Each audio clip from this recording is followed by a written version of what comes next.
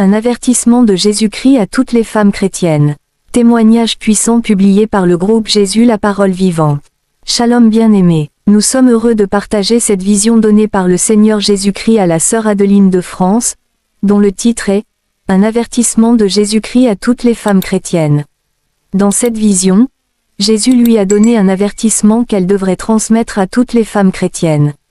Comme la Bible nous montre dans 2 Corinthiens 12 verset 1, Job 33 du verset 14 à 18 que Dieu utilise des visions pour parler à ses enfants, les chrétiens.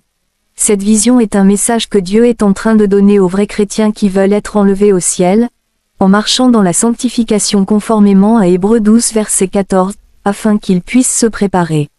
Bien-aimé, pour toi qui suis ce message, je t'exhorte de suivre attentivement cette révélation et mets en pratique cette révélation au risque de regretter.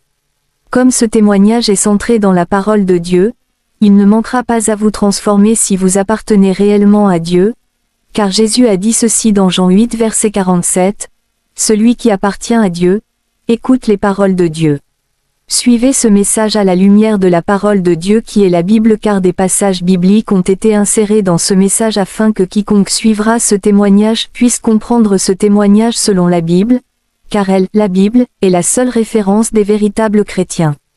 Que Dieu vous bénisse. Début du témoignage. J'étais à genoux en train de prier, quand soudain mes yeux spirituels s'ouvrirent. J'aperçus une femme dans une vision. Puis le Seigneur me demanda, « Vois-tu cette femme ? Que remarques-tu » Je lui répondis, « Seigneur, je peux voir la femme, mais je ne la connais pas. » Le Seigneur ajouta ceci, « Regarde-la attentivement. Que remarques-tu » Puis je regardai à nouveau cette femme. Elle semblait être en fête. Elle parlait avec son ami et riait, mais rien ne m'avait frappé. Le Seigneur m'interrogea, « Vraiment, tu ne vois rien ?» J'ai remarqué tout à coup que la femme portait une belle blouse mais autour de l'épaule, il y avait des ouvertures, et le long du bras, il y avait de nombreux petits trous qui montraient la peau de son corps. Le Seigneur déclara, « La femme que tu vois est ma servante. Je l'aime beaucoup, car elle vit dans ma crainte, mais regarde la blouse qu'elle porte. Elle me craint, mais son habillement est un problème. » Jésus me demanda, « Est-ce que vous dites que je ne regarde pas le corps?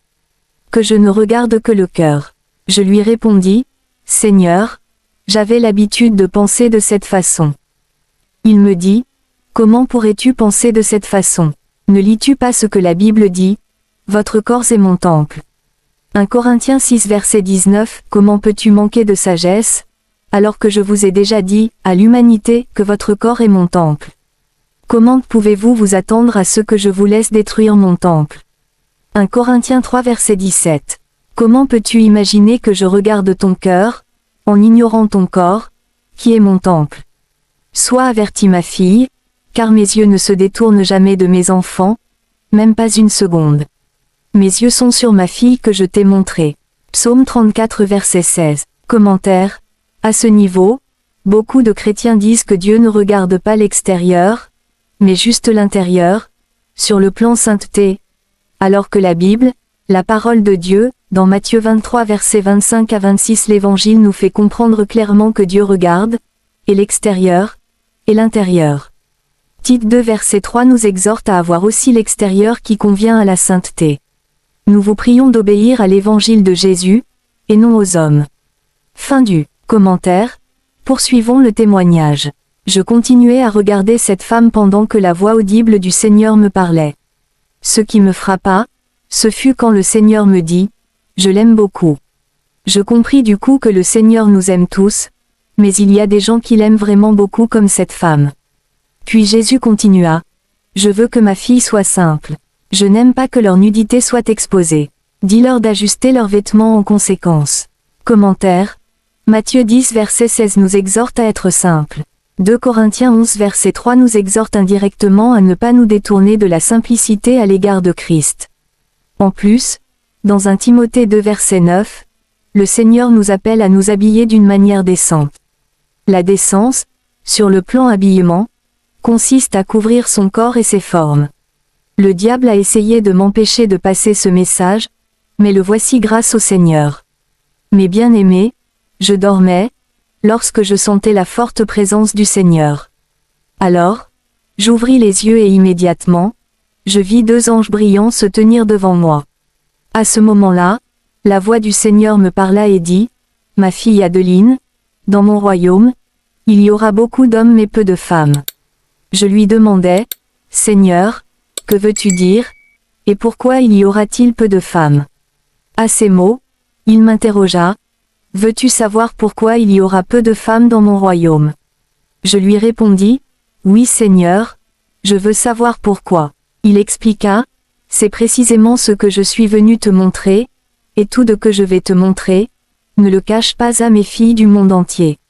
Elles doivent l'entendre. » Puis le Seigneur s'adressa aux anges de lumière et leur dit, « Maintenant, dites-lui pourquoi les femmes seront peu dans le royaume des cieux. » Alors, les anges me dirent, « Adeline, toute femme qui porte des perruques n'entrera pas dans le royaume des cieux, ni toute femme qui tisse ses cheveux avec des cheveux artificiels. » À ces mots, je les ai interrogés, « Est-ce que c'est vrai ?»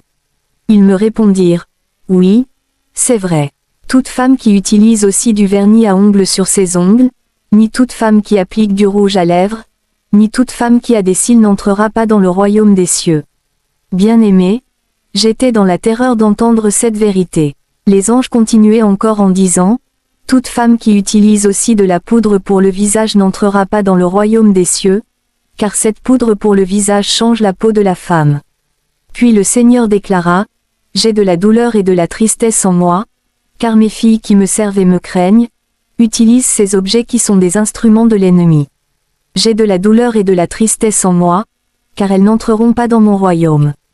Elles portent des perruques et des accessoires, elles utilisent du vernis à ongles et des instruments maléfiques de l'ennemi. Va dire à mes filles qui me craignent, qui marchent dans la sainteté, mais qui utilisent encore des produits de beauté qu'elles n'entreront pas dans mon royaume. » Commentaire. En vérité, l'évangile de Jésus-Christ est contre le fait de s'orner, de mettre des ajouts sur le corps. La parole de Dieu, dans Ecclésiaste 3 verset 14 nous exhorte à ne pas ajouter ni retrancher sur ce que Dieu a fait. Indirectement, elle nous exhorte à demeurer naturels. Les perruques, les faux cheveux, les faux ongles, font que l'on puisse avoir une apparence qui est fausse. Afficher une fausse apparence, c'est pratiquer le mensonge. Apocalypse 22 verset 15 nous montre que ceux qui pratiquent le mensonge ne seront pas dans le royaume des cieux. Également, afficher une fausse apparence, c'est corriger Dieu, qui vous a créé. Contentez-vous de ce que vous êtes naturellement. Sachez que Dieu est contre les ornements. Avant la loi, dans Genèse 35 du verset 1 à 5, pendant la loi de Moïse dans Exode 33 du verset 1 à 6, dans les prophètes par Ésaïe 3 du verset 16 à 26, et dans notre temps avec les apôtres, dans 1 Timothée 2 verset 9 à 10, 1 Pierre 3 verset 3 à 4, Dieu, dans sa pensée parfaite, nous montre toujours qu'il est contre les ornements. N'oubliez pas, la Bible nous montre dans Éphésiens 2 verset 20 que nous devons être édifiés sur le fondement des apôtres et des prophètes, Jésus-Christ lui-même étant la pierre angulaire. Pour ceux qui disent que dans 1 Timothée 2 versets 9 et 10, l'apôtre Paul s'adressait à l'église de Corinthe seulement pour dire que le fait de s'orner n'est pas un péché n'ont pas raison. En effet, l'apôtre Pierre aussi en avait parlé dans 1 Pierre 3 du verset 3 à 4. Obéissez à Dieu par l'évangile de Jésus-Christ, et non aux hommes, pour votre précieux salut, dans le royaume béni de Dieu, Jésus-Christ. Fin du commentaire. Continuons le témoignage. Mes chers, lorsque le Seigneur avait prononcé ces paroles, sa voix était remplie de tristesse. Il dit ceci, « Je suis rempli de tristesse pour mes servantes. Elles me servent en vérité et marchent dans la sanctification, mais elles sont attachées à ces rouges à lèvres, perruques et maquillage. Dis-leur d'abandonner ces objets. Sinon, elles n'entreront pas dans le royaume des cieux. » Puis Jésus s'adressa encore aux anges de lumière en leur disant ceci, « Dites-lui ce qui se passe lorsque mes serviteurs et mes filles meurent avec ces ornements mondains. » Ces anges m'ont dit ceci, « Quand les morts en Christ sont décédés dans le Seigneur, nous venons les chercher, et les transportons dans le royaume céleste. » Apocalypse 14 verset 13. Toutefois, lorsqu'ils viennent, nous vérifions si leurs vêtements blancs ont été maintenus propres. Au cas où leurs robes blanches sont tachées, nous ne prenons pas ces saints qui n'ont pas réussi à garder leurs vêtements propres. Dans cette situation, les démons et les anges de Satan viennent les capturer et les conduire à la destruction. Cependant, lorsque les femmes qui craignent le Seigneur meurent, leur vêtement blanc est toujours impeccable quand nous venons les chercher. Même si leurs vêtements sont aussi blancs que la neige, dès que nous essayons de les amener au royaume éternel, les anges de Satan se manifestent par anticipation. Ils nous disent toujours, « Vous ne pouvez pas les emmener au paradis. Ils appartiennent à nous et à notre royaume.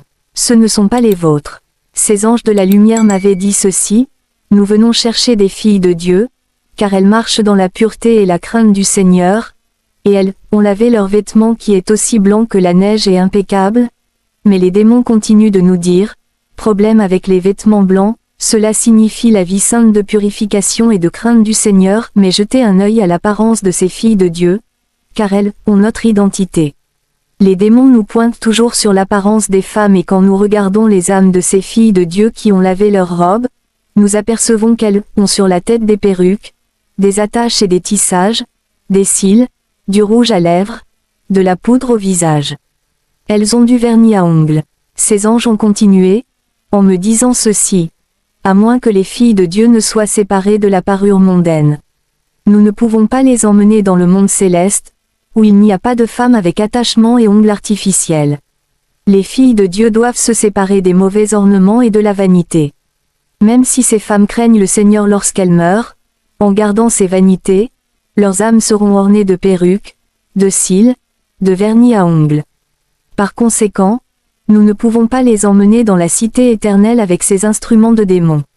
Malgré leurs vêtements blancs, personne n'entrera au paradis avec des perruques, des rouges à lèvres et de la poudre pour le visage, car au paradis, il n'y a personne avec des cheveux et des ongles artificiels.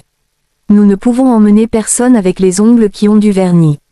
Beaucoup de filles de Dieu meurent dans la crainte du Seigneur, mais nous sommes incapables de les emmener dans le royaume d'or à cause de des ornements de l'ennemi. C'est l'adversaire qui prend leurs âmes, parce que nous ne pouvons pas apporter ces objets au ciel. Dis aux femmes dans les églises que les produits de beauté et les ornements du monde apparaissent sur leur visage dans l'au-delà. Le Seigneur est contre l'attachement et le changement de teint naturel.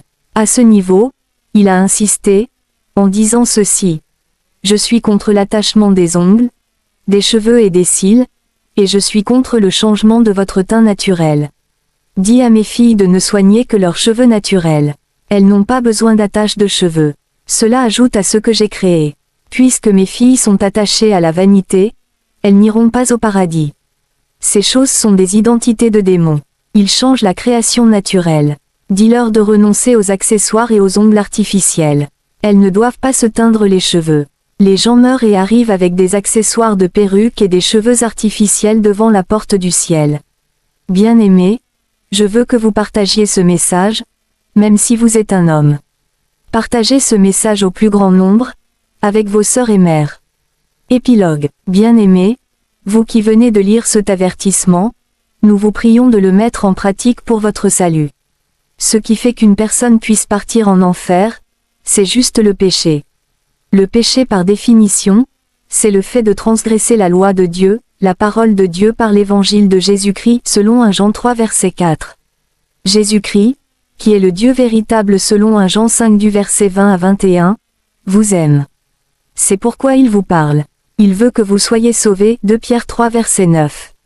Vous pouvez méditer profondément ces passages bibliques.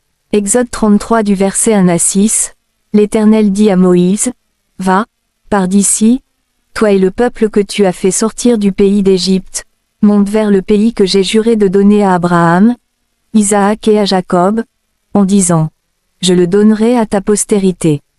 J'enverrai devant toi un ange, et je chasserai les Cananéens, les Amoréens, les Hétiens, les Phéréziens, les Éviens et les Jébusiens. Monte vers ce pays où coule le lait et le miel, mais je ne monterai point au milieu de toi, de peur que je ne te consume en chemin, car tu es un peuple aux cou roides. » Lorsque le peuple eut entendu ces sinistres paroles, il fut dans la désolation, et personne ne aime Haïti ses ornements. Et l'Éternel dit à Moïse, dis aux enfants d'Israël, vous êtes un peuple aux cou roides, si je montais un seul instant au milieu de toi, je te consumerais. Ôte maintenant tes ornements de dessus toi, et je verrai ce que je te ferai. Les enfants d'Israël se dépouillèrent de leurs ornements, en s'éloignant du mont Horeb. Genèse 35 du verset 1 à 5, Dieu dit à Jacob, « Lève-toi, monte à Béthel, et demeure-y, là, tu dresseras un autel au Dieu qui t'apparut, lorsque tu fuyais Ésaü, ton frère. » Jacob dit à sa maison et à tous ceux qui étaient avec lui, « ôtez les dieux étrangers qui sont au milieu de vous, purifiez-vous, et changez de vêtements. Nous nous lèverons, et nous monterons à Béthel, là, je dresserai un autel au Dieu qui m'a exaucé dans le jour de ma détresse, et qui a été avec moi pendant le voyage que j'ai fait. » Ils donnèrent à Jacob tous les dieux étrangers qui étaient entre leurs mains, et les anneaux qui étaient à leurs oreilles. Jacob les enfouit sous le térébinthe qui est près de Sichem. Ensuite ils partirent. La terreur de Dieu se répandit sur les villes qui les entouraient, et l'on ne poursuivit point les fils de Jacob. Ésaïe 3 du verset 16 à 24, l'Éternel dit, « Parce que les filles de Sion sont orgueilleuses, et qu'elles marchent le cou tendu, et les regards effrontés, parce qu'elles vont à petits pas, et qu'elles font résonner les boucles de leurs pieds, le Seigneur rendra chauve le sommet de la tête des filles de Sion. L'Éternel découvrira leur nudité. En ce jour, le Seigneur ôtera les boucles qui servent d'ornement à leurs pieds. Et les filets et les croissants, les pendants d'oreilles, les bracelets et les voiles, les diadèmes, les chaînettes des pieds et les ceintures, les boîtes de senteurs et les amulettes, les bagues et les anneaux du nez, les vêtements précieux et les larges tuniques, les manteaux et les gibecières, les miroirs et les chemises fines, les turbans et les surtouts légers. Au lieu de parfum, il y aura de l'infection. Au lieu de ceinture, une corde. Au lieu de cheveux bouclés, une tête chauve.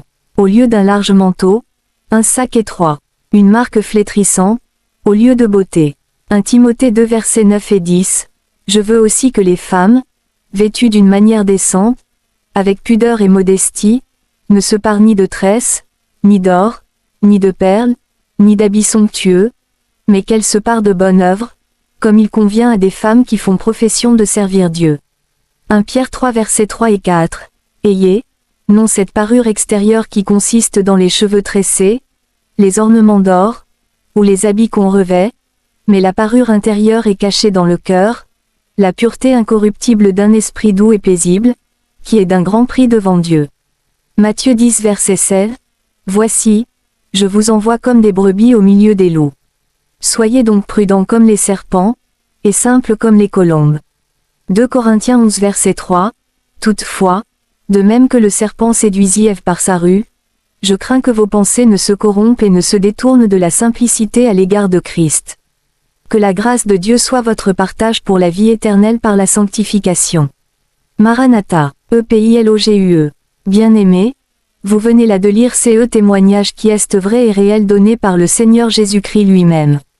Dès à présent mettez ce témoignage en pratique car votre salut y est impliqué. S'il vous plaît, REPENTEZVOUS et ABONDONNEZ cette vie dans le péché, rejetez le péché et commencez à marcher dans la sanctification, acceptez aujourd'hui Jésus-Christ comme Seigneur et Sauveur, BAPTISEZVOUS dans l'eau par immersion au nom de Jésus-Christ.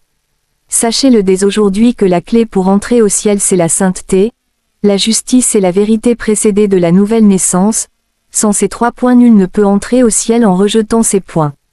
Toi femme chrétienne, toi homme chrétien dépouille-toi intérieurement et extérieurement car Dieu regarde et le cœur et le corps vu que votre corps reste le temple du Saint-Esprit. Ne garde pas ces messages uniquement pour toi, il y a de nombreuses personnes qui ont besoin de ce message pour être sauvées, partage massivement ce message pour avertir, toucher et sauver beaucoup d'âmes pour la gloire de Dieu. Pour plus d'enseignements et de témoignages VEUILLEZVOUS abonnez à notre chaîne YouTube, Jésus la parole vivante. Que la grâce de Dieu soit votre partage pour le salut éternel au paradis par la sanctification. Hébreux 12 verset 14.